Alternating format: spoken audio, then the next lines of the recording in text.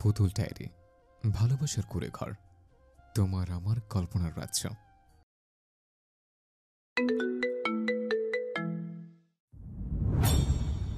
ভালোবাসা একটি 4 অক্ষরের বিশাল অর্থবহ তাজা অনুভূতির রাজ্য। এই অনুভূতিকে কখনো কখনো বিশ্লেষণ করে হাজারটা রূপ দান করা যায়। প্রেম, প্রণয়, মোহ, ঘোর আসক্তি, আরও কত কি। আবার কারো কারো কাছে এটি সঙ্গীন প্রণয়াসক্তি বা আনহেলদি অবসেশন। ভালোবাসার বিশ্লেষণ যেমন সবার কাছে এক নয়, তেমনি সবার ভালোবাসার ধরনটাও ঠিক একরকম নয়। কিছু কিছু মানুষের ভালোবাসা সদ্য ফোটা ভিঙ্গরাজ পুষ্পের ন্যায় আকর্ষণীয় আর সুরভিত। তাদের হৃদয়ের আদ্যপ্রান্ত মিলনে ঈর্ষান্বিত হয়ে কত প্রশংসাই না করে মানুষ। অলিতে গলিতে বন্ধু মহল থেকে শুরু করে পাড়ার চায়ের আড্ডা পর্যন্ত তাদের নিয়ে চলে দিন রাত ভর আলোচনার বহর। কি করে তৈরি হলো এমন যুগল, এ তো রাজ্যটা কোনো দিন ভাঙবে না, আরও কত কত কি। অন্যদিকে এই পুষ্পরেণুর মতন ভালোবাসার বিপরীতে যে শুধুই ঘৃণার বসবাস, তেমনটাও নয়। ওই যে বললাম, ভালোবাসারও ধরন হয়। কেউ কেউ এইসব গদবাঁধা ভালোবাসার নিয়মে গা ভাসাতে পারে না কোনো কালে। খালি মুখে ভালোবাসি কথাটা উচ্চারণ করাটাও যেন হিমালয় জয় করার মতো অ্যাডভেঞ্চার আর থ্রিলিং তাদের কাছে। তাই সেসব কিন্তুওয়ালা মানুষগুলোর ভালোবাসা প্রকাশের ধরনটাও হয় কিছুটা ভিন্ন রকম। সেখানে অনুভূতির প্রকাশের থেকে আরামদায়ক স্পৃহাটাই বেশি কাজ করে। সেই আদায় করার ধরনটা যেমনই হোক, জোর করে কিংবা তার থেকে কোনো কুৎসিত পন্থায়, জোর করে কিংবা তার থেকেও কোনো কুৎসিত পন্থায়, অ্যাট অ্যানি কস্ট।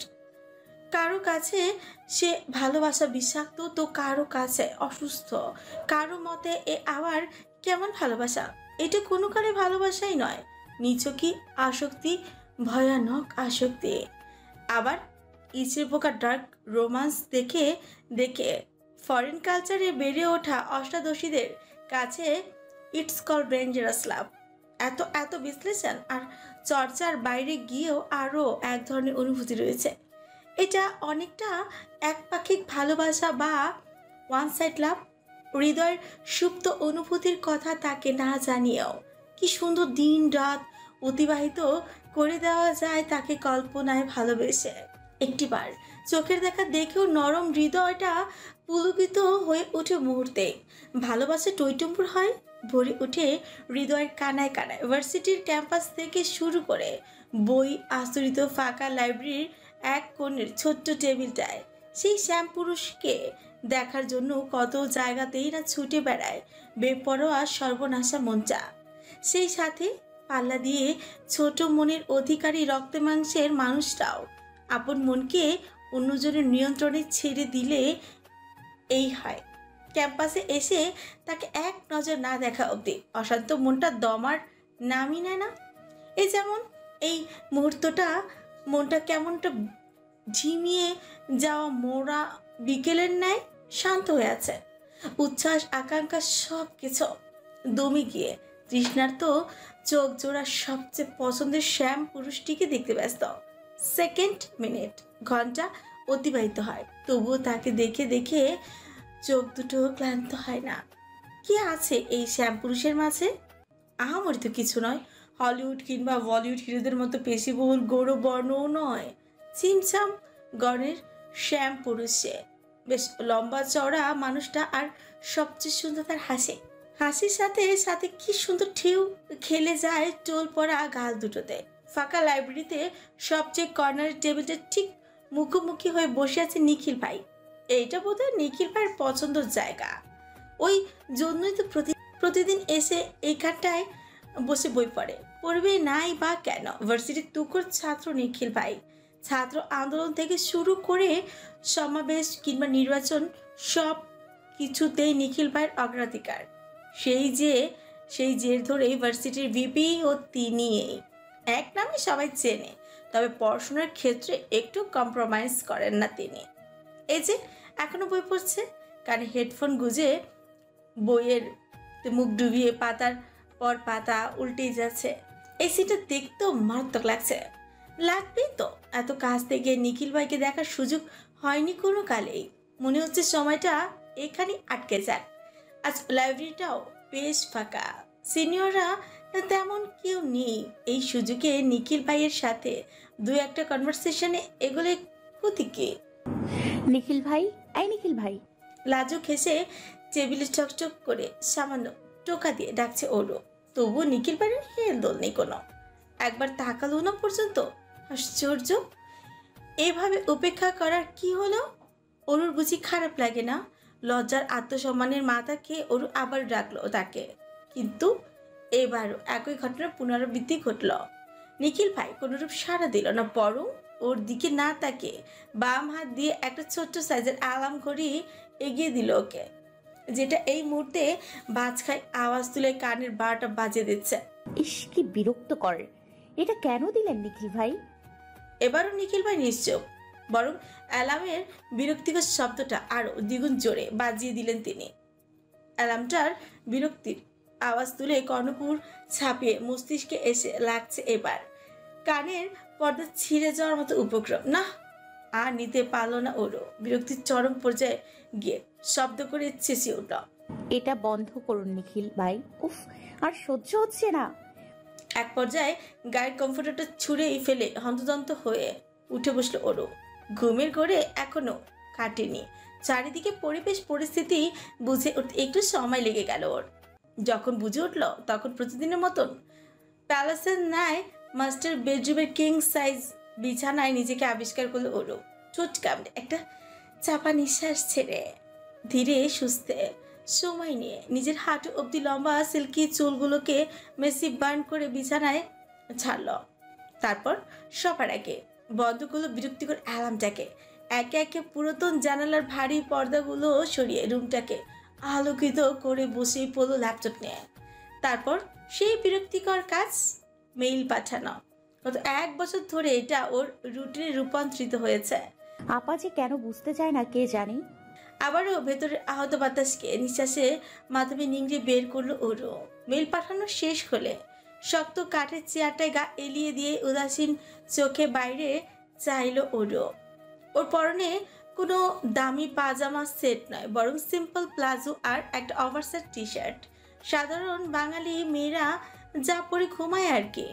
এই রুমের বিশাল জানালার কারুকাজ করা লৌহ গাঠ গলিয়ে যত দূর চোখ যায় শুধু বাগান বিলাসের ছড়াছড়ি। এখন বসন্ত চলছে তাই একটু বেশি সুন্দর লাগছে বাড়ির ফ্রন্ট ইয়ারটা। পুরান ঢাকায় যতগুলি প্রাচীন আর নামকরা বাড়ি আছে তার মধ্যে এই বাড়িটা অন্যতম। লোকমুখে শোনা যায় এই বাড়ির পূর্বপুরুষরা নায়েব গোমাস্তা ছিলেন। পরবর্তী প্রজন্মে জমিদারি প্রথা বিলুপ্ত হয়ে গেলেও এদের বংশ পরম্পরায় নেতৃত্ব আর আভিজাত্যের ভাবটা রয়েই যায়। তাই তো যুগের পর যুগ, প্রজন্মের পর প্রজন্ম সবাই রাজনৈতিক কর্ণধার হয়ে নাম লিখিয়ে এসেছেন।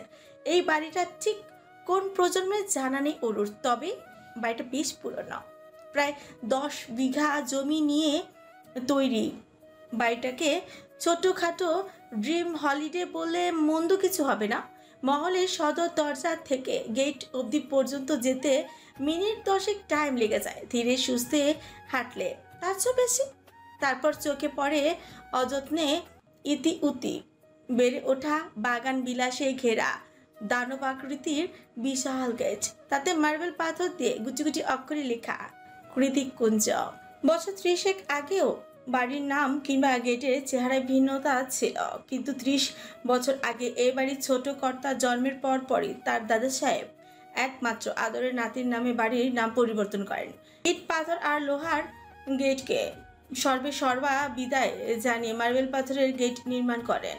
সেই বাড়ির নাম পরিবর্তন করে রাখেন কৃতিক কুঞ্জ। সময় পাল্টেছে, সময়ের তালে তালে বদলে গেছে কর্তৃত্ব আর আভিজাতে মোড়ানো মানুষগুলো। একে একে খালি হয়েছে কৃতিক কুঞ্জ।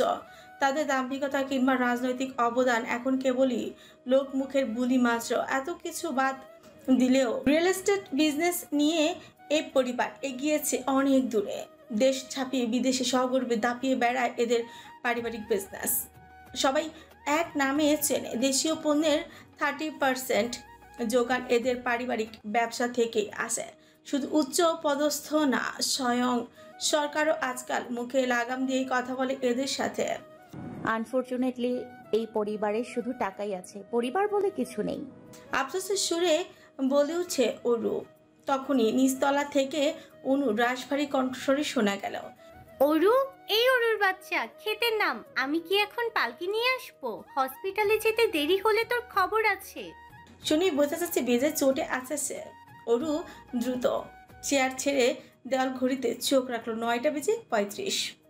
এই রে, হাবিজাবি ভাবতে ভাবতে সময় শেষ করে ফেলেছি। তার ওপর আজ আবার ভার্সিটিতে যাওয়ার প্ল্যান আছে। নিচে গেলে আপা নির্ঘাত কথা শুনিয়ে পেট ভরিয়ে ফেলবে। এখন কি করি? বিশাল হলরুমের এক কোণে রান্নাঘর, তার পাশেই ছোট একটা ডাইনিং। 4 জনের মতো বসার জায়গা হবে। সেখানেই খাবার সাজাচ্ছে অরু, বড় আপা, অনু। এ বাড়ির কোনো কিছুই না পারতে ব্যবহার করে না অরুরা। যতটুকু না করলে নয়, ঠিক ততটুকুতেই ওরা অধিকার খাটায়। অনু খাবার সার্ভ করতে করতে রেডি হয়ে নিচে নামে অরু। পরনে সেটে আছে টপস আর স্কার্ট, হাতে পুঁথি দিয়ে তৈরি বাঞ্জারা ব্যাগ। অরুকে দেখে মেজাজ খারাপ হয়ে গেল অনুর। অরুর পরিপাটির রূপ দেখেই তেতিয়ে উঠল মস্তিষ্কটা। রাগের বহিঃপ্রকাশ ঘটল অরুর চেয়ারে বসার সঙ্গে সঙ্গে। এতক্ষণে আসার সময় হলো তোর? রুমে দরজা আটকে কি করিস এত? তোর জন্য আমার হসপিটালে যেতে কতটা দেরি হয়ে গেল দেখলি? অরু রুটি আর ডিমের রোলে কামড় বসাতে বসাতে বলল, রেডি হচ্ছিলাম আপা। প্রতিদিনই তো রেডি হতে লেট হয়। আর রেডি কেন হয়েছিস? কতবার বলেছি ভার্সিটিতে যাওয়ার দরকার নেই। আমি একা এত কিছু সামলাতে পারছি না, হাঁপিয়ে উঠেছি আমি। বিশ্বাসের পাল্লা ভারী হয় অনুর। অনুর হাজারটা অভিযোগেও অরু নিশ্চুপ, শুধু ছোট্ট করে প্রশ্ন করে। মা এখন কেমন আছে আপা? অনু আবারও ঝাঁজ নিয়ে বলে, সেটা নিজে গিয়ে বরং দেখে আয়। আমার দেখতে ভালো লাগে না আপা, বড্ড কষ্ট হয় মাকে এভাবে নিথর হয়ে শুয়ে থাকতে দেখতে। হসপিটালের ডেটল আর হেক্সোসল এর গন্ধে দম বন্ধ হয়ে আসে আমার, শ্বাস নিতে পারি না আমি। ওর কথায় অনু আড়ালে নিঃশ্বাস ছাড়ে। মায়ের অসুখের পর থেকে ওর ডানপিঠে দুরন্ত বোনটা নিজেকে অনেকটা সামলেছে। যে মেয়ে সারাদিন হুড়ুহুড়ি আর বান্ধবীদের নিয়ে মেতে থাকতো, সেই মেয়ে ঘরকুনো হয়েছে। হাজারটা হয়তো বায়না ধরা মেয়েটা আজ প্রয়োজনের বাইরে গিয়ে এখন আর একটা কথা বলে না। অরুর মতো মুক্ত বাতাসে ডানা ছাপটানো মেয়ের জন্য এই পরিবর্তন অনেক কিছুই। এত অল্প বয়সে আর কতই বা সামলাবে নিজেকে ও? অরুর বয়স কম, সবে 19-এ পা দিয়েছে। তাই তো অনু নিজে ওকে এইসব হসপিটালের ঝুট ঝামেলা থেকে দূরে সরিয়ে রাখে। আবার নিয়তির সাথে পেরে না উঠে নিজেই বিরক্ত হয়ে যায় বারংবার। সেই বিরক্তি নিজের মধ্যে আটকে রাখা কষ্টকর হয়ে ওঠে ওর জন্য। গুমড়ে মারা অশান্ত হৃদয়টাকে একটু হালকা করার দায় মাঝে মধ্যে বহিঃপ্রকাশ ঘটে। চড়াও মেজাজের যার ভুক্তভোগী হয় ওর ছোট্ট বোনটা।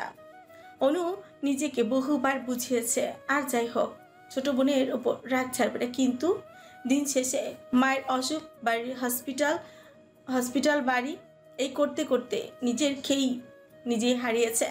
আপা আমি গেলাম, আগামী 1 সপ্তাহ কোথাও যাব না। রান্না বান্না সব আমি করব, তবু প্লিজ রাগ করিস না তুই। এই শোন।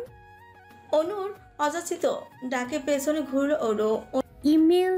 অনু কি বলবে সেটা বোধহয় ওর জানতই, তাই এগিয়ে এসে বলল, ইমেইল পাঠিয়ে দিয়েছি। কোনো রিপ্লাই এসেছে? ওর তাচ্ছিলের হাসি দিয়ে বলল, আপা তুইও না, গত 1 বছর ধরে একটানা ইমেল পাঠানোর পরেও যেখান থেকে একটা রিপ্লাই আসেনি, হুট করেই সেখান থেকে রিপ্লাই চলে আসবে এতটাও বেশি আশা করিস না। কথাটা শেষ করে গটগট পা ফেলে প্যালেসের মতো বিশাল মহল ছেড়ে বের হয়ে যায় ওরু চলে যাওয়ার পরে অনু আনমনি বলে, আমার বিশ্বাস অরু, কোনো একদিন ঠিক রিপ্লাই আসবে। আর আমরা মাকে সুচিকিৎসার জন্য বিদেশেও নিয়ে যাব। যেদিন মা আবারও সুস্থ হয়ে ফিরবে, তোর আর আমার দুঃখ সেদিনই ঘুচবে। জটলা পাকানো চুলের মতো পুরান ঢাকার রাস্তাগুলোতেও ইলেকট্রনিক ধারে ছড়াছড়ি। রাস্তার 2 ধারে লোহা লক্কর, হলুদ মরিচ শাড়ি, বিরিয়ানি আর গুড়ের পাইকারি দোকানে মরচে পড়া গন্ধ। কখনো কখনো সেই গন্ধটা নাকে উৎকটই লাগে, আবার কখনো বেশ ভালো লাগে। মাথার উপর সূর্যি মামা তির্যক আলো ছড়াচ্ছে। আজ বোধহয় ভালোই গরম পড়বে। দুধারে দোকানপাট ছাপে টিং টিং আওয়াজ করে জগন্নাথ বিশ্ববিদ্যালয়ের দিকে এগিয়ে যাচ্ছে অটো চালিত রিক্সা। তাতে চেপে বসে আছে অরু। পুরো নাম মেহরিন শেখ আরোরা। এই বছর ভার্সিটিতে অ্যাডমিশন হয়েছে ওর। তবে নতুন নতুন বড় হয়ে যাওয়া ভার্সিটির আনন্দ কিংবা বন্ধুমহল কোনো কিছুই ছুতে পারেনি ওকে। কারণ একটাই, মায়ের হার্টের অসুখ। আগে তাও হেঁটে চলে আসতে পারতো, কিন্তু গত 1 বছর ধরে হসপিটালের এক কামরার বেডে দিনাতি পার করে ওর মা আজমেরি শেখ। মায়ের দিন রাত দেখভাল করতে হয় বলে বড় বোন মেহবিন শেখ অনন্যা ইন্টারমিডিয়েটের পরেই পড়াশোনার ইতি টেনেছে। ওর জানে ওর বড় আপা এতটা রকচটা কোনো কালে ছিল না। গত 1 বছর ধরেই এমন হুটহাট রেগে যায় আপা।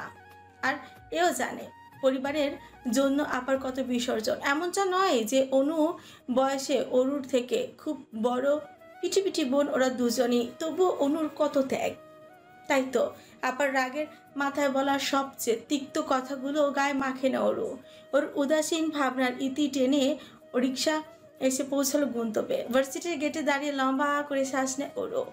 এই একমাত্র জায়গা যেখানে এসে একটু প্রাণ ভরে স্বস্তির নিঃশ্বাস নিতে পারে ওরও। সেই সাথে স্বস্তিদায়ক মানুষটার একটিবার দেখা মিললে তো আর কথাই নেই। যাকে নিয়ে ওর রোজ স্বপ্ন দেখে, সুন্দর স্বপ্ন। ওর জানে নিখিল ভাইয়ের সাথে কমিটমেন্ট কিংবা মুখ ফুটে দুটো কথা বলার সাহসও ওর নেই। তার উপর নিখিল ভাই ভার্সিটির সিনিয়র, গ্র্যাজুয়েশন ও এবছর শেষ তার। তবুও বেহায় মনটা মানে না।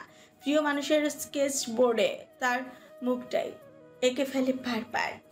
কবে যে নিখিল ভাই নিজে এসে বলবে, অরু শোনো, আমিও তোমাকে পছন্দ করি, মনের রং তুলির ক্যানভাসে আমিও তোমাকে আঁকি। সেই আশায় সেগুড়ে বালি। পেছনে নীলিমার কাট কাট প্রত্যুত্তরে শুনে অরুর হাসাহাসি দাঁত কপাটি বন্ধই হয়ে গেল। মুখটা একটু করে বলল, তুই আমার মনের কথা শুনলি কি করে? যেই টোনে বলছিলি, আমি কেন, রিক্সাওয়ালা মামারাও শুনেছে, আম শিওর। আফসোস শুধু নিখিল ভাই শুনল না। কি করে শুনবে? তুই তো তাকে দেখলেই চোরের মতো যথাতথা লুকিয়ে পড়িস। তা ঠিক, চল ভেতরে যাই। গেট পেরিয়ে ক্যাম্পাসে যেতে যেতে নীলিমা বলল, আন্টির কি খবর, এখন কেমন আছেন? একই রকম, আজকেও আপার বকুনি খেয়ে এসেছি।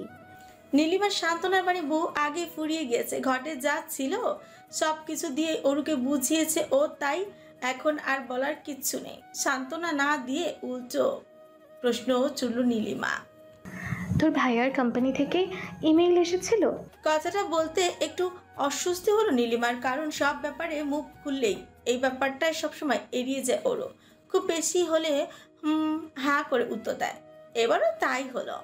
এদিক ওদিক মাথা নাড়িয়ে না জবাব দিল ওরু। নীলিমার রাগ হলো কেন যেন, যদি ব্যাপারটা সম্পূর্ণ ওরুর ব্যক্তিগত, তবুও এ কেমন ছেলে। মায়ের খোঁজ না এই ভ্যান কোনো রকম যোগাযোগ নেই পর্যন্ত। আজকালকার যুগে ইমেলে কেউ যোগাযোগ করে? নীলিমার রাগ সংবরণ করতে না পেরে বলেই ফেলল, কেমন ভাই তোর, মাকে এভাবে দেশে ফেলে রেখে নিজে বিদেশে পড়ে আছে? অরু মিকি হাসল হুট করে। নীলিমার রাগের কারণ ধরতে পারল না, তবু নরম সুরে পড়ল, he is not my sibling. তাহলে স্টেপ ব্রাদার, মানে আঙ্কেলের দ্বিতীয় স্ত্রীর ছেলে, তাই তো? অরু আবারও হাসে। এই মেয়ের এত কৌতূহল কেন? না, তেমন কিছু নয়। তাহলে কেমন ভাই তোর? নীলিমার কথার পেছনে অরু কিছু বলতে চাবে, তার আগে ওদের মাঝে তিথি চলে আসে আর মিস্টার জায়ান প্রতীককে নিয়ে চলমান রহস্যময় কনভারসেশন ওখানেই ইতি ঘটে। বসন্তের সকাল, চারিদিকে মৃদুমন্দ ছিঁড়ি বাসন্তিক হাওয়া বইছে। কতই বা বেজেছে, 10টা কি 11টা, তবুও মাথার উপর চলছে সূর্যের তাণ্ডব নৃত্য। শীত যাবে যাবে করে এখনো চায়নি। তার আগে সূর্যি মামা তার প্রখরতা দিয়ে ধরনী উত্তপ্ত করে দিয়েছে। সূর্যের তীর্যক রশ্মিকে পিঠে পিছলে দিয়ে এক প্রকারে ছুটে বটতলার ছায়ার নিচে এসে দাঁড়ালো তিথি। ওখানে অরু আর নীলিমাও ছিল। কিরে, এভাবে ছুটে এলি কেন, কিছু হয়েছে? তার স্বরে জিজ্ঞেস করে নীলিমা। অরুও প্রশ্নসূচক দৃষ্টিতে চেয়ে আছে। অরু ভার্সিটি জয়েন করার পরে পুরো বাংলা ডিপার্টমেন্টের মধ্যে এই দুটো বন্ধু জুটেছে ওর। তার মধ্যে ওই ইন্ট্রোভার্ট নীলিমা যা মোটামুটি একটু চুপচাপ থাকে, কিন্তু তিথি মোটেও চুপচাপ স্বভাবের মেয়ে নয়। ভার্সিটির সব থেকে গরম খবরটা ওর কাছে থেকেই পায় অরুরা, খুব সেটা গসিপ কিংবা কোনো ইম্পর্টেন্ট নিউজ। এছাড়া ডিপার্টমেন্টের অন্য ব্যাচমেটদের সাথে অরুর মুখ চিনাচিনি আছে কিনা সন্দেহ। কিভাবে বা থাকবে ভার্সিটি জীবন নড়বড়ে। ওর অ্যাটেন্ডেন্সের জন্য পর্যন্ত ভার্সিটি আসতে দেয় না অনু, তবু আপার বকুনি ঝুকুনি খেয়ে মাসের মধ্যে একবার পা রাখে ভার্সিটির চক্করে। যদিও সেটা পড়াশোনার জন্য নয়, বরং পছন্দের শ্যাম পুরুষকে একটা নজর দেখার আশায়। সবার আড়ালে তার মুখখানা হৃদ মাঝারে স্ক্যান করে নিলেই শান্তি ওর। নীলিমার কথার প্রতি উত্তরে তিথি হাঁপাতে হাঁপাতে বলল, নীলিমা পানি দে দোস্ত, তারপর সব বলছি। নীলিমা ব্যাগ থেকে পানি এগিয়ে দিলে ঝকঝক করে পানি পান করে দম নেয় তিথি। আহ, এতক্ষণে প্রাণটা ঠান্ডা হলো। কি হয়েছে বললি না তো? আবারও জিজ্ঞেস করে অরু। তিথি এগিয়ে গিয়ে অরুর হাত ধরে বলে, ও হ্যাঁ, তোর কাছেই আসছিলাম অরু। কাল ভার্সিটিতে কেন এলি না বলতো? তাহলে তো সব জানতে পারতি। কি হয়েছে একটু খুলে বল। তাছাড়া কেন আসিনি সেটা তো তুই জানিসই, তাহলে নতুন করে কেন প্রশ্ন করছিস তিথি? কাল নিখিল ভাইদের সমাবর্তন অনুষ্ঠান ছিল। নিখিল ভাই সেরা ছাত্রত্বের পুরস্কার পেয়েছে। নীলিমা স্বস্তি নিঃশ্বাস ছেড়ে বলে, অরু ও, এটা তো ভালো কথা। তারপর আরও একটা ঘোষণা হয়, আমি পরে সিনিয়রদের থেকে জেনেছি। অরু সচকিত হয়ে প্রশ্ন ছিল, কি? নিখিল ভাই মাস্টার্স করবে না, উনি হায়ার স্টাডির জন্য স্কলারশিপ পেয়েছে। খুব শীঘ্রই ইউএসএ চলে যাবে। অরু চমকায় না, কোনো রকম প্রতিক্রিয়াও করে না। অস্থির লেশ মাত্র নেই ওর মুখশ্রীতে। খুশি থাকার একমাত্র কারণটা হারিয়ে যাচ্ছে। ও কি আদৌ ঠিক আছে? ওর ভেতরে যে কি অস্থির ঝড়ো হাওয়া শুরু হয়ে গেছে, মনে হচ্ছে হৃদয়টা শক্ত করে খামচে ধরেছে কেউ, গলাটা শুকনো কাঠে পরিণত হয়েছে। তবুও থমথমে মুখে ছোট্ট করে অরু জবাব দেয়। ও, এইটুকু শব্দ উচ্চারণে অরুর অগ্নিস্ফুলিঙ্গের উগড়ে দেওয়ার মতো কষ্ট হলো। তবুও বান্ধবীদের সামনে মুখের মিথ্যে হাসিটা ঠিকই ধরে রাখলো, কারণ আর যাই হোক একপাক্ষিক ভালোবাসা কিংবা আধুনিক শব্দে বলতে গেলে ক্রাশকে হারানোর জন্য কান্নাকাটি করে ভাসিয়ে দাও কিংবা সবাইকে বলে বলে সিম্প্যাথিক পূর্ণর মতন আত্মসম্মানহীন মেয়ে অরু নয়। এমনিতেই ওর মায়ের অসুস্থতা নিয়ে অনেকেই করুণা দেখাতে আসে, যা ওর শরীরে জ্বলন ধরিয়ে দেয়। অরুর করুণা মোটেও পছন্দ নয়, তবে নিজ অধিকারের ক্ষেত্রে সর্বদা সতর্ক ও যা ওর সেটা ওরই। কিন্তু নিখিল ভাই সে তো নয়, কোনো কালেই ছিল না। ওই কেবল একতরফা ভালোবাসা বেঁচে গিয়েছে। নিখিল হয়তো ওকে ছোট বোন ছাড়া কিছু ভাবে না। শুধু ওকে কেন, ছাত্র নেতা হিসেবে সব জুনিয়র মেয়েরাই তার ছোট বোনের সমতুল্য। অরু আলাদা করে তো কিছুই নয়। ক্যাম্পাসের দিকে দেখ, নিখিল ভাই এসেছে। তিথির কথায় অরু দিবা স্বপ্নে ভাটি পড়ে। তড়িৎ গতিতে ভাবনার জগৎ থেকে বাস্তবে বেরিয়ে দেখতে পায় ক্যাম্পাসে থেকে গেটের দিকে এগিয়ে আসছে নিখিল ভাই কালো ডেনিমের সাথে। নীল পাঞ্জাবিতে কি সুন্দর লাগছে তাকে। কাঁধে ঝুলে আছে ল্যাপটপের ব্যাগ, কানে হেডফোন। সেই দিকে একদিনে তাকে তিথি বলে, কি এত গান শোনেন উনি?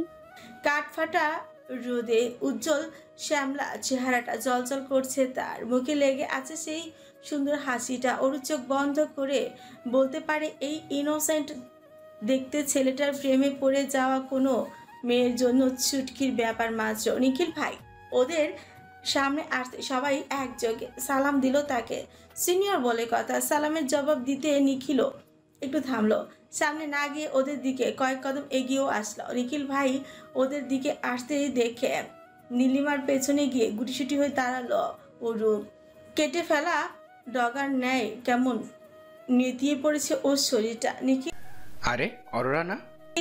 ভাইয়ের আকস্মিক সম্বোধনে ধরা পড়ে যাওয়া চোরের ন্যায় হুড়মুড় করে সামনে তাকায় অরু। হ্যাঁ সূচক মাথা ঝাঁকিয়ে বলে, জি ভাইয়া। ভালো আছো তো? এখন আর রাস্তা পারাতে ভয় নেই তো? কি সুন্দর অমায়িক কথার ধরন। আরো একবার হুচুট খায় ওরু। নিখিল ভাই কিছু জিজ্ঞেস করছে, ওর উত্তর দে। তিথির ধাক্কায় সম্মতি ফিরে পেল অরু। তারপর হ্যাঁ না দুই দিকেই মাথা নাড়তেই থাকে। আসলে কি করবে, কি বলবে, ও কিছুই ঠাউর করতে পারছে না। ওর অবস্থা দেখে নীলিমা তিথি দুজনই অবাক। যে মেয়ে কাট কাট কথা জবাব দিতে ছাড়ে না, সে কিনা ভেজা বেড়ালের মতো আচরণ করছে। জুনিয়ররা সংকোচ বোধ করছে দেখে নিখিল আর দাঁড়ায় না। সকলকে বিদায় জানিয়ে তাড়াহুড়ো করে জায়গা ত্যাগ করে। নিখিল চলে যেতে নীলিমার তিথি ওঠে। স্টুপিড একটা, এটাই শেষ সুযোগ ছিল। নিখিল ভাই নিজে এসেছিল, আর তুই কি করলি? হাবলার মতো উত্তর, দক্ষিণ পূর্ব পশ্চিম মাথা ঝাঁকিয়ে গেলি। ওর জবাব দেয় না। এই মুহূর্তে কথা বলতে ইচ্ছে করছে না, মাথাটা ফনফন করে ঘুরছে, গলায় নিম পাতার মতো তিতো হয়ে এসেছে, চারিদিকে ফাঁকা ফাঁকা লাগছে। হয়তো প্রেশার ফল করছে। কয়েকবার চোখের পলক ফেলে অস্পষ্ট সরি উরু বলে, ভাল লাগছে না, বাসায় যাব। আমাকে একটা রিক্সা ঠিক করে দে না তিথি। চলে যাবে মানে? অ্যাটেন্ডেন্সটা অ্যাটলিস্ট দিয়ে যা। নীলিমার কথায় অরুর ভেতরটা তেতো ভাবটা বেরিয়ে এলো, মাথাটা ছাঁচিয়ে উঠল। অরু চটে গিয়ে বলল, বলেছি তো বাসায় যাব। শরীর আর মনে একরাশ অসুখ নিয়ে টলতে টলতে কৃতিকুঞ্জে এসে পৌঁছেছে অরু। বিশাল সদর দরজা ছনছন আওয়াজ করে খুলে ভেতরে ঢুকতেই আরো বিষাক্ত হয়ে যায় ও মামা মামি আর একমাত্র মামাতো ভাই রেজন ওরফে রেজা এসেছে। অরু আর অনুর জীবনের এত এত ঝামেলার মতো উটকো ঝামেলা এই পরিবারটা।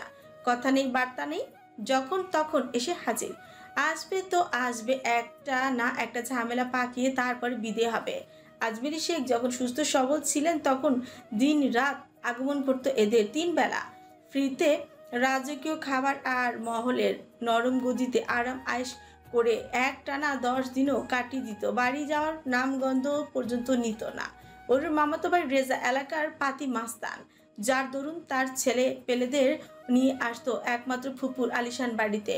অরু আর অনু এসবে বেশ লজ্জিত হতো। যত যাই হোক, তাদের তো এভাবে আরেকজনের অন্ন ধ্বংস করার কোনো অধিকার নেই। একমাত্র ভাই ভাবি বলে আজমেরি শেখ তেমন কিছু বলতেন না। অনু অরু একটু গাইগুই করলেও ওদের কেউ চোখ পাকাতের আড়ালে সবকিছু এভাবেই চলছিল। কিন্তু আজমেরি শেখ একেবারে বিছানা সজায় চলে গেলে মামা মামির আসল রূপ দেখতে পায় অরুরা। আপন বোনকে দেখা তো দূরে থাক, গত 1 বছর হাসপাতালে গন্ডি অবধি মারায়নি ওদের মামা, বরং 2 দিন পর পর বউ ছেলেকে নিয়ে এ বাড়িতে এসে অনুকে মানসিক অশান্তিতে ভুগিয়েছে দিনটা। তাদের কথা একটাই, বাবা নেই, মায়েরও কোনো গ্যারান্টি নেই। আজ বাদে কাল মায়ের কিছু হয়ে গেলে ওদের 2 বোনের কি হবে? আজ বা কাল এই বাড়ির ছোট সাহেব ঠিকই ফিরবে, ওদের তো 2 বোনের কোনো গতি থাকবে না। তাই এখনই যদি তার একমাত্র সুযোগ্য পুত্র রেজার সাথে অনুর বিয়েটা হয়ে যায় তাহলে একটা কুল তো হবে। আর যাই হোক, নদীতে তো আর ভেসে যেতে হবে না। ওরা বুঝে পায় না এত বড় দুনিয়া থাকতে ওরা নদীতে কেন ভেসে যাবে? ও কি অপরাধ ওদের? অনুর রাগের ঘট এমনিতেই পরিপূর্ণ, এইসব শুনলে আরো বেশি মাথা খারাপ হয়ে যায়। চেঁচামেচি করে বাড়ি মাথায় তুলে ফেলে সে। বিপরীতে মামির গা চালানোর কথা তো আছে। এক কথায় এরা বাড়িতে পা রাখা মানেই ঝামেলা আর অশান্তি। অরু হলরুমে চারিদিকে চোখ বোলায়, অনু কোথাও নেই। তার মানে আপা এখনো হসপিটালে, যাক ভালোই হলো। ওর মামি ডাইনিং এ বসে আঙুর চিবাচ্ছে, রেজা কাউচে বসে পায়ে পা তুলে টিভি দেখছে। মামা আপাতত আশেপাশে নেই। ওর সবটাই দেখলো, তারপর না দেখার ভান করে দোতলায় পা বাড়ালো। 2টো সিঁড়ি মারাতেই পেছন থেকে ডাক পড়লো মামির। কিরে দেখলি আমরা এখানে বসে আছি, তাও ঢ্যাং ঢ্যাং করে উপরে চলে যাচ্ছিস? মামিকে চোখে পড়ে না নাকি? আর আমার বৌমা কোথায়? ওরু চোখ খেচে বন্ধ করে নিল। এটারই ভয় পাচ্ছিল ও। অনেক প্রশ্ন করছে মামি, এক কথায় উত্তর দিতে হবে, কি বলা যায়? ওরু পেছনে ফিরেই বলল, মামি মাথা ব্যথা করছে মামি, একটু ঘুমাবো। আর আপা হসপিটালে মায়ের কাছে। করে নে আরামায়ের যা পারিস করে নে। আজ বাদে কাল বাড়ির মালিক ফিরলে তোদের তো ঘাড় ধরে বের করে দেবে। অনুটাকে কতবার বুঝিয়েছি কথা, কতবার বলেছি আমার রেজার সাথে বিয়েটা দিয়ে দেই, কিন্তু মেয়েটা বড্ড বেয়াদব হয়েছে। বড়দের মুখে মুখে তর্ক করে, বাপ মায়ের শাসন না থাকলে এই হয়। মামির কথায় ওর নেতিয়ে পড়া রাগটা আরো তর তর করে ঝাঁঝিয়ে উঠল। তীক্ষ্ণ সূচের মতন কথাগুলো গিয়ে বিঁধল শরীরে। ও পেছনে না ঘুরে বলল, তুমি যে নরম চেয়ারে বসে আঙ্গুর চিবোচ্ছ, ওটাও কিন্তু এ বাড়ির ছোট্ট সাহেবের টাকা দিয়ে কেনা মামি। তাছাড়া জমশেদ জায়ান চৌধুরী অবর্তমানে আমার মাই কিন্তু জেকে গ্রুপের গভর্নিং বডি চেয়ারম্যান। ওর কথা একটা তাচ্ছিলের হাসি খেলে গেল অরুর মামির মুখে। মনে মনে বললেন, এটুকুনি মেয়ে ভালোই খই ফুটেছে মুখে। তারপর শত্রুকে পাল্টা তীর নিক্ষেপ করার মতো করে বললেন, হতে পারে তোর মায়ের অধিকার আছে, কিন্তু তোদের দু বোনের তো কোনো অধিকার নেই। তোরা হলি কচুরিপানা। তাছাড়া তোদের মায়ের আর কদিন, বড় জোর হলে 6 মাস। মামি অনেক বেশি বেশি বলে ফেলেছো এবার। আমাদের মায়ের কিছু হবে না, মাকে আমরা বিদেশে নিয়ে যাব। আবার সেই গা জ্বালানো হাসি ছুড়লেন অরুর মামি। বললেন, তোর কি মনে হয় জায়ান কৃত্তিক চৌধুরী বা তার কোম্পানি তোদের নেওয়ার জন্য বসে আছে? শুনেছি তোর জন্যই নাকি বাড়ি ছাড়তে হয়েছিল তাকে। মামির সাথে আর তর্ক পেরে উঠল না অরু। দুশ্চিন্তাগ্রস্ত জটলা পাকানো মস্তিষ্কটা আর চাপ নিতে পারছে না। হাত পা থর থর করে কাঁপছে। এই মুহূর্তে গলা থেকে একটা কথা অবধি বের হচ্ছে না। মামি যে এত নোংরা ভাবে ওকে আক্রমণ করবে ভাবতেও পারেনি অরু। ওর সামনের দিকে আরো একবার চোখ বোলালো কয়েকজন আক্রমণাত্মক চোখ। মনে হচ্ছে চোখ দিয়ে ওকে ভস্ম করে দিবে এরা। ও আরো এক মুহূর্ত হলরুমে দাঁড়ালো না। সিঁড়ি ডিঙিয়ে দোতলায় নিজের রুমে গিয়ে সাপটে দরজাটা আটকে দিল। ভেতরটা ছিঁড়ে যাচ্ছে অসহায়ত্ব। চারিদিকে জংলা আবরণের মতো ঘিরে ধরেছে। মামির তর্কের আঘাতে নিখিল ভাই চলে যাওয়ার কষ্টটা যেন নুন মরিচের ছিটা। ভালো লাগছে না। নীলিমার তিথির মতো জীবনটা স্বাভাবিক কেন হলো না ভাবছে অরু। কেন ওর জীবনে এত দায়বদ্ধতা? কেন নিখিল ভাইয়ের প্রতি ভালো লাগাটা নিজের মাঝে খুব সহজেই তুলে ধরতে পারলো না ও? এটা কি শুধুই অন্তর্মুখী হওয়ার দরুন, নাকি পরিবারে টানাপোড়েন আর দায়বদ্ধতা? নিখিলের চলে যাওয়া ভাবতে ভাবতে অরুর মনে পড়ে যায় নিখিলের সাথে প্রথম দিনের সাক্ষাতের কথা। এই তো কয়েক মাস আগের কথা। ভার্সিটিতে অ্যাডমিশনের জন্য এসেছে অরু। মায়ের অসুস্থতায় ঢাকা বিশ্ববিদ্যালয়ের মতো এত বড় বিদ্যা পাঠে পড়ার সুযোগ হয়নি অরুর। মোটামুটি প্রস্তুতি নিয়ে যতটুকু পেরেছে তাতেই গুচ্ছতেই সুযোগ হয়েছে। আজ কাগজপত্র নিয়ে এসেছে, সবটা জমা দিতে হবে। তাই শীতের সকাল, ঠান্ডাটা পুরোপুরি জেকে না বসলেও মিষ্টি রোদের মৃদু আলোতে ভালোই আরাম লাগছে। সকাল হতেই অফিসগামী সারি সারি গাড়ির বহর ছুটেছে রাস্তা জুড়ে। ঢাকা শহরে বেড়ে ওঠা হলেও একা একা রাস্তাঘাট পার হওয়ার অভ্যাস নেই অরুর। সেই দরুন তখন থেকে ভার্সিটির রাস্তার বিপরীতে অসহায়ের মতো দাঁড়িয়ে আছে সে। কখন রাস্তাটা একটু ফাঁকা হবে আর ও দৌড়ে রাস্তা পার হবে। অনেকেই তো গাড়ি ফাঁক ফোকর দিয়ে চলে যাচ্ছে, কিন্তু অরুর সাহস হচ্ছে না। এক পা এগোচ্ছে তো 2 পা পিছাচ্ছে। এভাবে লেফট রাইট চলতে থাকে প্রায় আধ ঘন্টা। অরু বিরক্ত হয়ে গিয়েছে। এরকম হলে প্রতিদিন ভার্সিটিতে আসবে কি করে সে? ভয় লাগছে। পেছন থেকে তীরের ফলার মতো ছুটে আসা পৌরশালী কণ্ঠস্বর শুনে হকচকিয়ে পেছনে ঘুরলো অরু। দেখলো মুখে চোল পড়া স্নিগ্ধ হাসি নিয়ে ওকে প্রশ্ন করছে লোকটা। অরু থ মেরে আছে, হ্যাঁ না কিছুই বলছে না। কি করে বলবে? ও তো হাসিতেই কপকার। লোকটা পাশ থেকে কাউকে ডেকে উঠল, এই অন্তু, ওকে রাস্তাটা পার করে দে তো। পেছন থেকে ছেলেটা বলল, জি ভাই দিচ্ছি। ব্যাস তখনই ছিল ভালো লাগার শুরু। ওরু বুঝেছিল এই লোকের ভার্সিটিতে বিশাল জনপ্রিয়তা। তারপর থেকে শুরু হয় ওরু লুকিয়ে লুকিয়ে পর্যবেক্ষণ। উদাসীন দুপুরে কিংবা মরচে যাওয়া বিকেলে ক্যাম্পাসের এথায় সেথায় তাকে খুঁজে বেড়াতো চোখ দুটো। এক নজর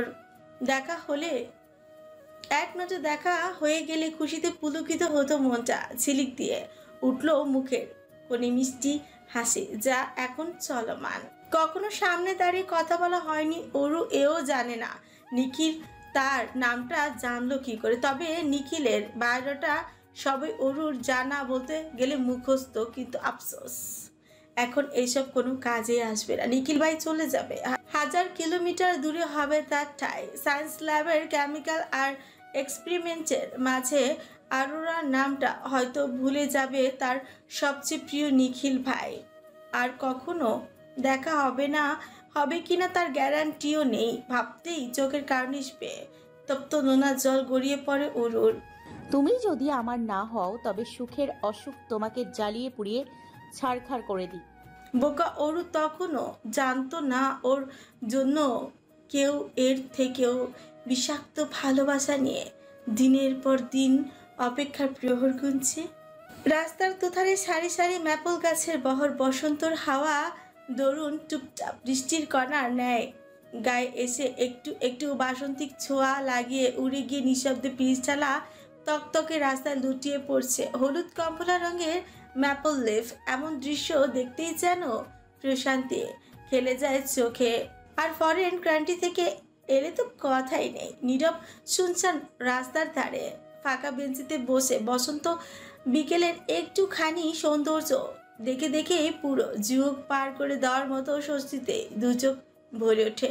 তবে এই মুহূর্তে রাস্তার দুই সাইডে দাঁড়িয়ে থাকা লোক সমাগমের কারোরই ম্যাপল লিফের সৌন্দর্য বিশ্লেষণের আগ্রহ নেই, বরং সুন্দর চকচকে ম্যাপল গাছের ফাঁক ফোকরে উচ্ছ্বাসিত জনতার ভিড় যেন উপচে পড়েছে। তারা অন্য কিছু দেখার জন্য অধীর আগ্রহের সামনের রাস্তায় তাকিয়ে হাত নেড়ে যাচ্ছে নির্বিঘ্নে। সেই সাথে তাদের প্রবল উচ্ছ্বাসের বহিঃপ্রকাশ ঘটেছে একই সুরে হই হই করে ওঠা প্রতিধ্বনিতে। ছেলে বুড়ো যুবক যুবতী সবাই তাতে সামিল। দেখে মনে হচ্ছে তারা কোনো পারফর্ম কিংবা প্রতিযোগিতা দেখার জন্য জামায়াত হয়েছে। শুধু যে এইটুকুনি জায়গায় ধরে মানুষের ভিড় এমনটা নয়। লোকালয়ে ছাড়িয়ে সান ফ্রান্সিসকো শহরের গোল্ডেন গেট ব্রিজ পেরিয়ে প্রশান্ত মহাসাগর আর পাহাড়ের মধ্যবর্তী সরু আঁকাবাঁকা রাস্তাটা যত দূর অবধি চোখে পড়ে ঠিক তত দূর পর্যন্ত উচ্ছ্বাসিত মানুষের সমাগম। সায়নী শিওর এই রাস্তা ক্যালিফোর্নিয়া অবধি চলে গিয়েছে। মানুষের এত এত আগ্রহ আর হইচই দেখে একটু কৌতূহল নিয়ে সামনের রাস্তায় ওদের দিকে এগিয়ে গেল সায়নী। ঠিক তখনই একদম হুট করেই বেশ কয়েকটা বাইক ভোগ ভোগ করে তড়িৎ গতিতে রাস্তা অতিক্রম করে চলে গেল। বাইকগুলো এতই তাড়াতাড়ি চলে গিয়েছে যে সায়নী চোখের পলক ফেলারও সময়টুকু অবধিই পেল না। বাইকগুলো রাস্তা ক্রস করতে সবাই জেকে জেকে বলে চেঁচিয়ে উঠল। সবাই চেয়ার আপ আর উচ্ছ্বাস দেখে সায়নী বোধ করলো এখানে বাইক রাইডিং কম্পিটিশন হচ্ছে। কিন্তু এরকম ঠান্ডা আবহাওয়ায় পাহাড়ি রাস্তায় কি করে এত দ্রুত রাইড করছে এরা? ভয় ডর কিছু নেই নাকি? এগুলো দেখে আবার মানুষ আনন্দে নাচানাচি করছে। যেমন এরা তেমন এদের বিনোদন। Stupid American. ঠোঁট উল্টে মনে মনে মেজাজ খারাপের বহিঃপ্রকাশই ঘটে সায়নী। ও চলেই যাচ্ছিল তখন আবারও দ্বিতীয়বারের মতন হাওয়ার গতিতে ছুটে আসা বাইকগুলো রাস্তা ক্রস করে চলে যায়। তৎক্ষণাৎ সবার মুখে মুখে আবারও সেই জেকে নামের হিড়িক পড়ে যায়। আচ্ছা, জেকে কে? কৌতূহলী মস্তিষ্কে প্রশ্নটা আসতে হাঁটার গতি থামিয়ে দিল ও দাঁড়িয়ে থাকলো এই ভয়ানক বাইক রেসিং শেষ হবার অপেক্ষায়। টানা 3 বার একইভাবে রাইড শেষে 4 বারের সময় শেষ হলো কম্পিটিশন। পরপর 7টা বাইক এসে একই জায়গায় থামলো। সায়নী জানে সবার আগে যে KTM 390 অ্যাডভেঞ্চার বাইকটা পৌঁছেছে ওইটাই জেকে রাইড করেছে। কারণ চারিদিক থেকে ভেসে আসা জেকের নামে জয়জয়কার আর আনন্দ উচ্ছ্বাসী তার জানান দিয়ে যাচ্ছে। তবে জেকে নামক লোকটা একটু অন্যরকম। এত চেয়ার আপেও কোনোরূপ হেলদুল নেই তার। খুবই স্বাভাবিক মুখভঙ্গি। চ্যাম্পিয়ন হয়ে খুশি লেশ মাত্র নেই তার মুখে। অথচ রানার আপ হাওয়া বাইকারটা খুশিতেই ফেটে যাচ্ছে। সেই খুশি তার মুখে চোখে জোয়ারের জলের ন্যায় উপচে পড়ছে। জেকে হেলমেটটা খুলে উরুর উপরে সেটাকে শটান বসিয়ে দেয়। হেলমেট খুলতেই বেরিয়ে আসে তার স্টাইলিশ ঘাড় ছুঁই লম্বা চুলগুলো। ঘাট অবধি চুল তাকে জেন্টলম্যান লাগছে না মোটেই, বরং স্টাইলিশ সুপারস্টার বললেও হয়তো মানানসই হবে বাক্যটা। মনে হচ্ছে ব্র্যান্ড নিউ বাইকের কয়েক দফা শুট করে মাত্রই থেমেছে সে। ডান হাত দিয়ে বেখেয়ালি চুলগুলোকে ব্যাকব্রাশ করতে করতে অন্য হাতে পড়ে থাকা অ্যাপেল ওয়াচটা এক নজর চোখ বুলিয়ে নিয়ে আবারও হেলমেটটা পরে নিল সে। ওইদিকে চ্যাম্পিয়ন পুরস্কার বিতরণের জন্য স্টেজে তাকে বারবার ডাকা হচ্ছে। জেকে হেলমেট পরে সেই দিকে একবার চাইলো। আশ্চর্য, সবাই ডাকছে তবুও কেমন বেখেয়ালি ভঙ্গিমা তার। শেষমেশ কর্তৃপক্ষের একজন তার কাছে এগিয়ে আসতে জেকে বলল। Wait a minute. তারপর কাউকে কল করতে কয়েক মিনিটের মধ্যে একটা কালো গাড়ি এসে থামলো ওখানে। গাড়ি থেকে ফর্মাল ড্রেস কোড পরিহিত একজন নামতেই জেকে লোকটাকে উদ্দেশ্য করে বলল, look, he is my assistant Pratyay Ehsan. Give him the prize money. লোকটা বিরক্তিতে ফুসকুচকায়। Are you kidding me? No, I am serious. Then why are you at the game and risk your life? লোকটার কথায় বিরক্তির ছাপ স্পষ্ট। জেকে তীর্য খাসরা কাঁধ দুটো সামান্য উপরে তুলে ভাবলেশীন মুখে বলল, you know, riding is thrilling also dangerous and I love danger a lot. শান্ত এবং স্থির কণ্ঠস্বর, তবে শরীরে কাঁপন ধুরি দেবার মতন ভয়ানক কথার চল। শেষ কথা বলে চোখে বিশাল আকৃতি রোদ চশমা চড়িয়ে সাই সাই করে নিজের KTM 930 বাইক নিয়ে পাহাড়ি রাস্তার বাঁকে মুহূর্তেই হারিয়ে গেল জ্যাকে। সবার দৃষ্টি এখনো সেই দিকে স্থির। কর্তৃপক্ষের লোকটা বিরক্তি হলো, তবে ছুটি গেল না। এই ছেলে প্রতি বছর একটা না একটা ঝামেলা পাকাবেই, এটা তার বোধগম্য হয়ে গিয়েছে এতদিনে। হয় কোনো প্রতিদ্বন্দ্বীকে ইচ্ছে মতো পেটাবে, নয়তো রাইডিংয়ের মাঝ পথেই বাইক ঘুরিয়ে নিয়ে চলে যাবে, আর না হলে প্রাইস গিভিংয়ে এসে ঝামেলা পাকাবে। শুধু পপুলারিটি আর অডিয়েন্সের ডিমান্ডে সারা বছর ঘুরে ঘুরে রাজি করানো হয় তাকে, নয়তো এমন আধ পাগল রকচটা ছেলেকে জীবনে কম্পিটিশনে আনতো না তিনি। বাপের বয়স হোক কিংবা দাদার কারোর কথাই দুপয়সার সম্মান পর্যন্ত দেয় না এই ছেলে। Such a psychopath. বিড়বিড়িয়ে এই কথাটা বলে থমথমে মুখ নিয়ে নিজের স্থানে ফিরে গেল লোকটা।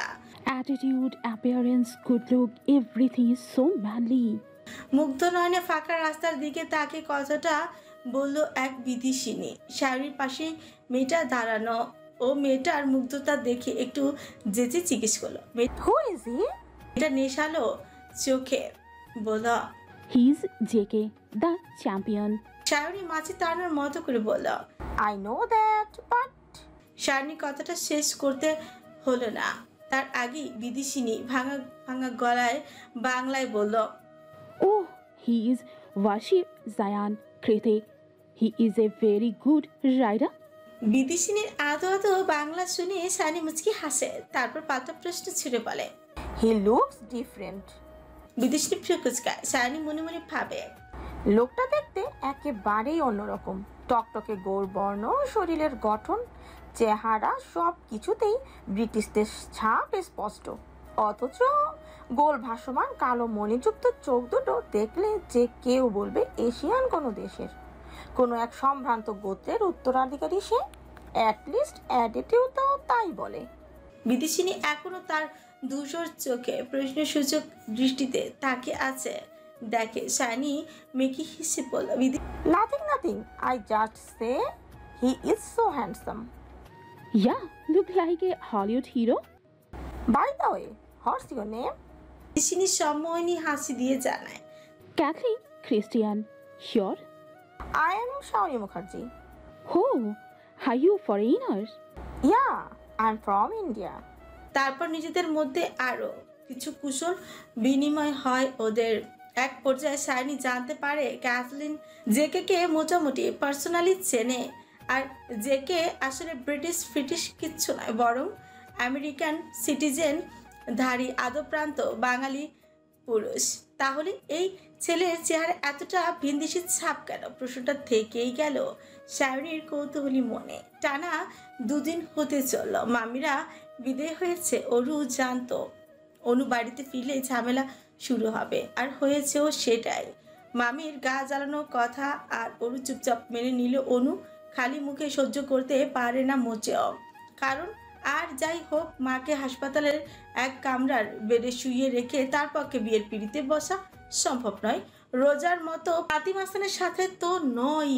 মামিকে এইসব মুখের উপর বলে দেওয়া মানে ভয়াবহ ঝড় পূর্বাভাস। আর তাই হলো, কথায় কথায় গমগমে হয়ে উঠল পুরো মহল। এক পর্যায়ে কথায় কাটাকাটি থেকে শুরু হয়ে গেল বিশাল তর্ক। অনুর মেজাজ সর্বক্ষণই তুঙ্গেই থাকে। এই মুহূর্তে মামির কথার আঘাত তার মধ্যে চরম বিরক্তি আর উত্তেজনা সৃষ্টি করল। শরীরের রন্ধ্রে রন্ধ্রে ছড়িয়ে পড়ল অযাচিত ক্ষোভ আর রাগের মাথায়। হল রুমে কাচের জিনিসগুলো একটা একটা করে আছাড় মেরে ভাঙতে লাগলো সে। হল রুমে ঝনঝন করে কাচ ভাঙার আওয়াজ শুনে অরু নিজের কান্নাকাটিতে লাগাম টেনে বাইরে বেরিয়ে এলো। দেখলো তার ভদ্রশান্ত আর নরমনের আপার সবচেয়ে ক্ষুদ্র রূপ। ওর এমন রাগ দেখে মামি যে খানিকটা ভরকে যায়নি এমন নয়, তবে সেও দমে যাওয়ার পাত্রী নন। তার ক্ষিপ্ত মুখশ্রী দেখে মনে হচ্ছে এর শেষ তিনি দেখেই ছাড়বেন। অবশেষে পরিস্থিতি সামাল দিতে রেজা নিজের মাকে নিয়ে তৎক্ষণাৎ প্রীতিকুঞ্জ থেকে বিদায় নিয়েছে। আর কখনো আসবে না তোমরা।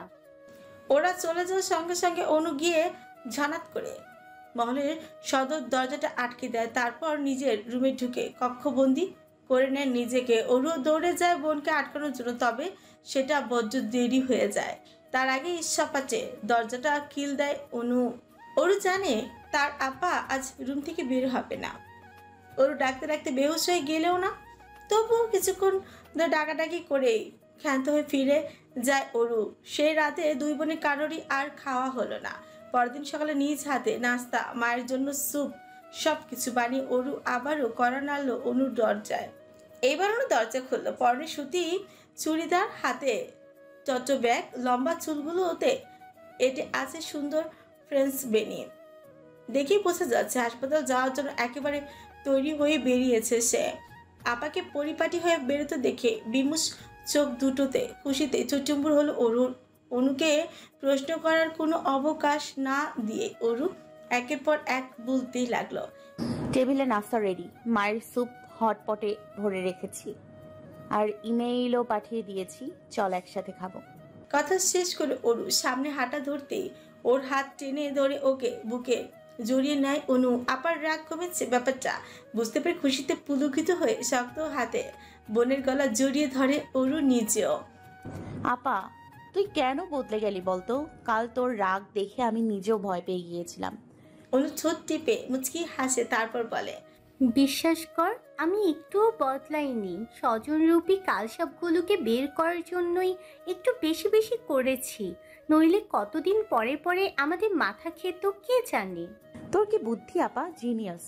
অনু আবারও হেসে বলে, হয়েছে, কাল থেকে কিছুই খাইনি, চল নাস্তা খাবো, নয়তো মায়ের কাছে যেতে লেট হয়ে যাবে। অরু আন মনে বলে, আমার আপার হাসি সবচেয়ে সুন্দর নিখিল ভাইয়ের চেয়েও। নিখিল ভাই নামটা মস্তিষ্কে গিয়ে ঠেকতেই দুদিন আগের ভাবনার ইতি টানে অরু। সকালে ঘুম থেকে উঠে ইমেল পাঠাতে গিয়ে সেদিনের কথাগুলো ভাবছিল ও। তারপর সেদিন সকাল থেকে বিকেল অবধি ঘটে যাওয়া কুৎসিত ঘটনাগুলো একে একে হানা দেয় আনমনা মস্তিষ্কে। আজ শুক্রবার, আপা একটু দেরি করেই হাসপাতালে যাবে আজ। অরু রাতেই বলে রেখেছিল যে সেও মাকে দেখতে যাবে, তাই খুব সকালে উঠে ইমেলের কাজ সেরে ফেলেছে ও। তারপর একটা লম্বা শাওয়ার নিয়ে রেডি হয়ে যখনই মোবাইল হাতে নিয়ে দেখলো নীলিমার অনেকগুলো মিসড কল বাড়ছে। নীলিমা কল দিয়েছে, তার মানে ইম্পর্টেন্ট কিছু হবে, কিন্তু কি? অজানা অনেক প্রশ্নে আবারও মাথাটা ধরে এলো অরুর। কিন্তু ও এত ভাবতে চায় না, তাই তাড়াহুড়ো করে নীলিমাকে কল ব্যাক করলো। একবার রিং হয়েছে কি হয়নি, তারই মধ্যে নীলিমা কল তুললো। কি হয়েছে নীলিমা, এতগুলো কল দিলি, তুই ঠিক আছিস? আমি ঠিকই আছি, তুই ঠিক আছিস কিনা সেটা বল। আচ্ছা তুই এমন কেন? দিন দুনিয়া ভুলে হিমালয় পর্বতের সন্ন্যাসিনী হয়ে যাস, নাকি মহাসমুদ্রে ডুব দিস? কোনটা বল আমাকে। কি অদ্ভুত প্রশ্ন নীলিমা, আমি কেন এসব করতে যাব? শোন, আমার বিয়ে করে সংসার করার বহুত শখ, সন্ন্যাসী টন্যাসী এসব কথা ভুলেও বলবি না। তাহলে ফোন কেন তুলিস না?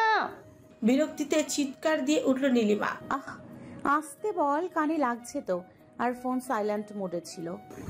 তাহলে তুই কেন বসে আছিস এখনো?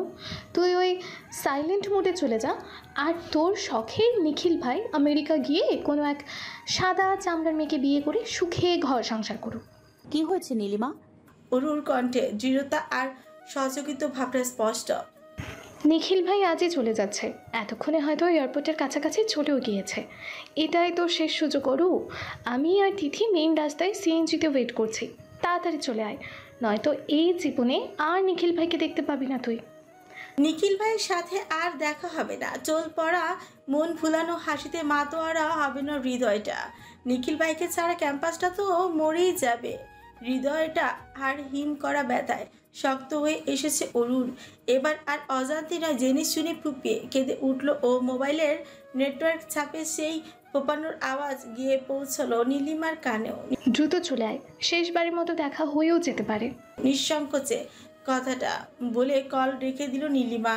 নীলিমার শেষ কথাটা কর্ণপুরে পৌঁছাতে অরু আর কান্নাকাটি করে সময় নষ্ট করলো না। টেবিল থেকে পার্সটা ছো মেরে নিয়ে দৌড়ে বেরিয়ে গেল রুম থেকে। নিখিল ভাই চলে যাচ্ছে যাক, কিন্তু মনের কথাটা তো একবার শুনে যাক। নিজের এক পাখি ভালোবাসার কোনো প্রতিদান চায় না ওরা, শুধু শেষবারের মতো মুখ ফুটে বলতে চায় দিনের পর দিন নিজের মনের গহীনে বোনা মাকড়সার জালের ন্যায় ঠুনকো স্বপ্নগুলোর কথা। এই মুহূর্তে অরুর অষ্টাদশী মন বলছে তাকে মন গহীনের সুপ্ত ভালো লাগার কথা না জানালে জীবনটা বৃথা। অনু কেবলই খাবার দাবার হটপটে ভরে রেডি হয়ে নেমেছে, তখনই দেখতে পায় অরু হনন করে কোথাও বেরিয়ে যাচ্ছে। কি রে, কোথায় যাচ্ছিস? হাসপাতালে যাবি না? অরু জবাব দেয় না, এক প্রকার ছুটে বেরিয়ে যায় বাগান বিলাসে ঘেরা কৃতিক কুঞ্জ থেকে। অনুর অযাচিত মন আনমনি বলে, ইমেলটা পাঠালো কি না কে জানে, চেক করে দেখতে হবে। মানুষ জীবনে আশা নিয়ে বাঁচে, আশা বিহীন এই উত্থান পতনের জীবনে বেঁচে থাকা দূরহ, বই কি আর কিছুই না। সবাই দিন শেষে ভাবে নতুন প্রহর তার জন্য নতুন সুখ বয়ে আনবে, কিন্তু কখনো কখনো সেই নতুন প্রহর আসতে বড্ড দেরি হয়ে যায়, সেই সাথে হারিয়ে যায় সুখের আশাটুকু। এখন এই মুহূর্তে দাঁড়িয়ে অরুর সুখের আশাটা হারিয়ে গেছে। নীলাম্বর আকাশের কোণে এক ফালি শুভ্র মেঘের আড়ালে খোলা আকাশের দিকে তাকে শব্দ করে কাঁদছে ওরও। হৃদয়টা এবার সত্যি সত্যি ফাঁকা লাগছে। নিখিল ভাইয়ের সাথে শেষ দেখা হলো না, আর এয়ারপোর্টের সামনে এমন কান্নারত মুখ মেয়েটাকে দেখে অনেকে কিং কর্তব্য বিমোট, আবার অনেকে ভেবেছে হয়তো কাছের কেউ দুর্দেশে পাড়ি জমিয়েছে, সেই দুঃখেরই বই প্রকাশ ঘটেছে। তাতে অবশ্য অরুর যায় আসে না। আপাতত হিতাহিত জ্ঞান শূন্য ওর মস্তিষ্ক। ওর উড়ন্ত প্লেনের দিকে তাকিয়ে চেঁচিয়ে বলতে লাগলো, তিথি আমি আপনাকে ঠিক খুঁজে বের করব নিখিল ভাই, আপনার আমার আবারও দেখা হবে।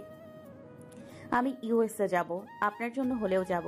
এই জায়ান কৃতিক চৌধুরী না নিলেও যাব। হয়েছে অরু, থাম এবার। ওকে থামাতে ব্যস্ত। কে জানত অরুর মতো চুপচাপ স্বভাবের মেয়েটা এইভাবে কেঁদে কেটে দুনিয়া ভাসাবে। তাহলে হয়তো ওরা এই প্ল্যান কোনো কালে করতো না। আবারও একই নাম, কৃতিক জায়ান চৌধুরী। নীলিমা বুঝতে পারে না ব্যাপারটা, তাই সচকিত হয়ে প্রশ্ন ছুড়ে অরু, আচ্ছা অরু, তুই তো শেখ, তাহলে তোর ভাইয়া চৌধুরী কেন? কাঁদতে কাঁদতে হেঁচকি তুলে বলে, ওই বদমাস লোকটা আমার ভাই না, ইভেন কিছুই না আমাদের। তাহলে তাকে কেন ইমেল পাঠাস প্রতিদিন?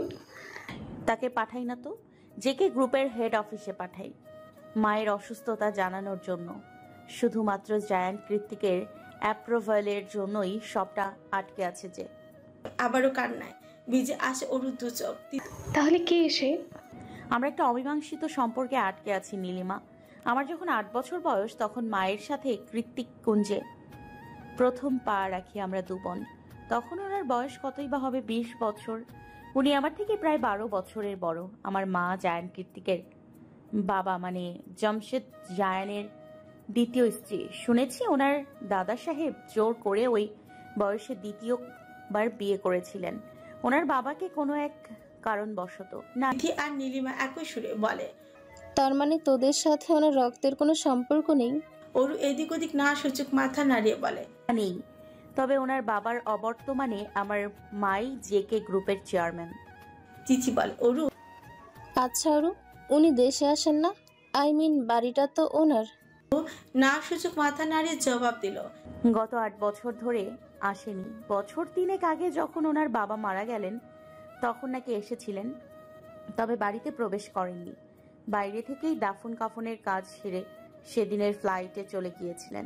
তিথি ঠোঁট উল্টে বলল, বুঝেছি, তোদের উনি একটুও পছন্দ করেন না, সেজন্যই তো নিজের বাড়িতে পর্যন্ত আসে না। যতই হোক তোরা হলি ওনার সৎমায়ের আগের পক্ষ। অরু ঠোঁট উল্টে বলল, কি জানি। তখনই হঠাৎ করে মোবাইলের স্ক্রিনে অনুর নাম্বারটা ভেসে ওঠে। সচকিত হয়ে ওঠে অরু। সেই সাথে আকস্মাৎ ভেঙে যায় সব অচেতন মস্তিষ্কের ধ্যান। আশপাশটা অবলোকন করে বুঝতে পারে ও কত বড় বোকামি করেছে। গভীর থেকে গভীরতর গোপনীয় কথাটা তর করে সাজিয়ে গুছিয়ে বান্ধবীদেরকে বলে দিয়েছে। এবার তো তিথি আর নীলিমা ওকে কচুরি পানা অথবা পরগাছা উপাধি দিবে। আচ্ছা, তাহলে তোর বাবা কোথায়? অরু আর জবাব দেয় না, বরং আড়ালে শুষ্ক ঢোক গেলে এই আপা কল করছে, আমি আসি বলে দ্রুত প্রস্থান করে অরু। তিথি আর নীলিমা পেছন থেকে উদ্গ্রীব হয়ে বলে, অরু আরে আরে, এভাবে টলতে টলতে কই যাচ্ছিস? পড়ে যাবি তো। তাতে ধ্যান নেই। ও যত দ্রুত সম্ভব ওদের চোখের আড়াল হতে চায়। একটা ভারাক্রান্ত মন আর নিজের করা বোকামিতে বিরক্ত হয়ে দ্রুত বাড়ি ফিরে অরু। সদর দরজা পার হতে অনুর হাতেই শক্ত চপটা খাতে আবারও বিস্ময় বিমূঢ় হয়ে ওঠে ওর মুখশ্রী। মনে মনে একটাই প্রশ্ন আওড়ায় নিজেকে, কি করেছি আমি? আমার উপরেই কেন পৃথিবীর সবার এত রাগ? ভেঙে গুড়িয়ে যাওয়া আশাহীন হৃদয়ের ছটফটানি আর তীব্র যন্ত্রণা নিয়ে যা হোক কেবলই ঘরের দুয়ারে পা রেখেছিল ওরও। ঠিক তখনই অনাকাঙ্ক্ষিত চরের আঘাতে নিস্তব্ধ হয়ে আটকে যায় ওর পা দুটো। 5 আঙুলের শক্ত ছাপ লেগে যায় নরম তুলতুলে আদুরে গালে। রক্ত জমে ফর্সা গালটা মুহূর্তের মধ্যেই ধারণ করে লালচে বেগুনি রং। গালটা বড্ড জ্বালা করছে, তবে সেদিকে হুঁশ নেই ওর। মাথার মধ্যে কুণ্ডলি পাকানো হাজারো চিন্তাদের পাছে ফেলে দিয়ে শুধু একটাই প্রশ্ন বারবার উগড়ে দিচ্ছে ওর মস্তিষ্কটা, কি করেছি আমি? ওরু যে এতটা ব্যথা পেয়েছে। নিজের গালে হাত দিয়ে ছলছলে ননে এভাবে বোকাদের মতো তাকিয়ে আছে, তার কোনটাতে আপাতত ধ্যান নেই ওর। রাগের তোপে এখনো শরীরটা রি রি করছে ওর। ইচ্ছে তো করছে অন্য গালে আরো একটা চর বসিয়ে দিতে। অনুরাগে ফুসফুস করছে দেখে ওরুই কেঁদে ফেললো, ঠোঁট উল্টে অস্পষ্ট সুরে বলল, কি করেছি আমি? এভাবে মারলি কেন? পৃথিবীতে কি মার খাওয়ার জন্যই জন্ম হয়েছে আমার? অনু তাদের দাঁত পিষে বলল, আমি ছাড়া আর কে মারে তোকে? অরু বলতে চাইলো, কে আবার? এবারই ছোট কর্তা দেশে থাকতে তো সকাল সন্ধ্যা গায়ে হাত তুলতো।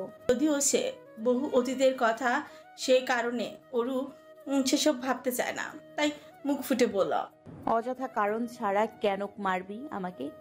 কই কখনো তো কারণ ছাড়া ভালোবাসিস না, সারাক্ষণ ঝাড়ির উপর রাখিস। আমি কি তোর সৎ বোন আপা? অনুরাগের আঙ্গারে যেন একটু একটু ঘি ঢালছে এই মেয়ে। ক্রমশ মেজাজটি খারাপ বেড়েই যাচ্ছে। অনু কিরমিরি বলল, একদম পাকামি করবি না ওরু। আচ্ছা, তোর কি মায়ের জন্য আদেও কোনো চিন্তা আছে বলতো আমায়? নেই তাই না? এভাবে কেন বলছিস আপা? বলছি কারণ তুই একটা হাদারাম, আর আমি কি না তোর উপর ভরসা করে এত বড় একটা দায়িত্ব দিয়েছি? কি করেছি প্লিজ খুলে বলবি? চেঁচে উঠল ওরও। অনু এগিয়ে গিয়ে টেবিল থেকে ল্যাপটপটা এনে ওর হাতে তুলে দেয়। নিজের চোখেই দেখে নে। ল্যাপটপের ফ্রন্ট স্ক্রিনে ইমেলের ইনবক্স ভাসছে, সেই সাথে কতগুলো নতুন মেইল, সবগুলোই আমেরিকা থেকে এসেছে। যা দেখে অরুর কান্না ভেজা চোখ দুটোতে খুশিতে চিকচিক করে ওঠে। ও কাঁদতে কাঁদতেই বলে, আপা কোম্পানি থেকে মেল এসেছে, ওরা মাকে উন্নত চিকিৎসার জন্য ইউএসএ নিয়ে যাবে। এটা তো খুশির খবর। অনু একটা দীর্ঘশ্বাস ছেড়ে রাগ মিশ্রিত গলায় বলল, হ্যাঁ এটা খুশির খবর, কিন্তু এই মেলটা আরো 1 মাস আগে এসেছে। ওরা ভিসা টিকিট সব পাঠিয়ে দিয়েছিল, এই সপ্তাহে ফ্লাইট। আজ কৌতূহল বশত আমি যদি মেইলের ইনবক্স না চেক করতাম, তাহলে এই টিকিটটা আর ভিসা আমাদের কোনো কাজেই আসতো না। কারণ গত 1 বছর ধরে তুই শুধু রোবটের মতো মেইলই পাঠিয়ে গেছিস, কখনো ইনবক্স কিংবা আদার বক্স চেক করেও দেখিসনি। যদি আমি এটা আরো 1 সপ্তাহ পরে চেক করতাম, তাহলে আমাদের মায়ের চিকিৎসার কি হতো বল আমাকে? অনুর রুষ্ট চিৎকার শুনে কেঁপে উঠছে ওরও। ওর এই মুহূর্তে কিছু বলা নেই। প্রথম কয়েক মাস ইনবক্স চেক করেও কোনো লাভ হয়নি, তাই ও ধরে নিয়েছিল এই ইমেলের কোনো প্রতিক্রিয়া আর আসবে না। অতএব প্রতিদিন ইনবক্স দেখে দেখে আশাতীত হওয়ার কোনো মানে হয় না। এতে কষ্টটা দ্বিগুণ হারে হৃদয়ে জেঁকে বসে। কিন্তু সকল চিন্তা ভাবনার ঊর্ধ্বে গিয়ে এমন কিছু হবে সেটা ওরু কল্পনাতেও ভাবেনি। ও আরও একবার সচকিত চোখে ল্যাপটপের মেলটায় চোখ বোলালো। সকল নিয়ম নীতি হলফ করার শেষে একেবারে নিচে ছোট ছোট অক্ষরে লেখা, মিস্টার প্রত্যয় এহসান, CFO of JK group of industry. Aru নামটা দ্বিতীয়বার আওড়ায়। প্রত্যয় এহসান, ইনি কে আপা? অনু ঠোঁট উল্টে বলে। হবে হয়তো কোম্পানির দায়িত্বরত কেউ। অনু একে একে সবগুলো টিকিট চেক করলো। তার মধ্যে আরোরা শেখ নামেরও একটা টিকিট রয়েছে। অনু পাশে এসে বলে, আমি বুঝলাম না অরু, তোর জন্য টিকিট পাঠানো হয়েছে, তুই অবশ্য না গেলেও হতো। অরু আশ্চর্য হয়ে পেছনে চাইল। কি বলছিস আপা? তোরা অত দূর চলে যাবে আর আমি এই ফাঁকা কৃত্তিক কুঞ্জে একা একা থাকবো? ভূতেরা আমাকে আস্ত রাখবে বলে তোর মনে হয়? তুই এটা করতে পারলি? আমি নির্ঘাত তোর সৎ বোন।